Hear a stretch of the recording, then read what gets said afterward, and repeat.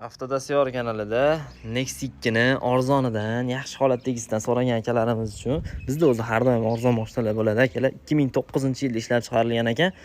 Kraskalarini asfijitga hisoblab olaverasizlar. Toza joylari ham bor deyapti. Asfijitga hisoblab olinaveradi.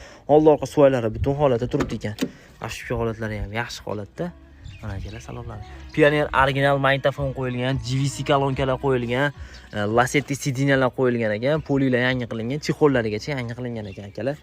Malibu burchaklari, LED faralarigacha taqilgan ekan. Balonlar o'rta holatda, yursa bo'laveradigan holatda turibdi ekan. 2009-yil kraskalari asfijit bo'lgan, old orqa suvaylari butun holatda turibdi ekan. Yurish-turishlari, motor ходовой коробкада umuman ishlari yo'q. 1.6 motor, xullas olasi suv minas deydigan mashina. Hech qanaqa hozirgi kunda qilinadigan chiqimlari yo'q. Generalniy dovenistlargacha beriladi, hujjatlarida muammosi yo'q. Faqat avtodasiyor obunachilari uchun $2700 dan sunnati yana ozgina yo'lda qilib beriladi. Nomerni pastda qoldirdim.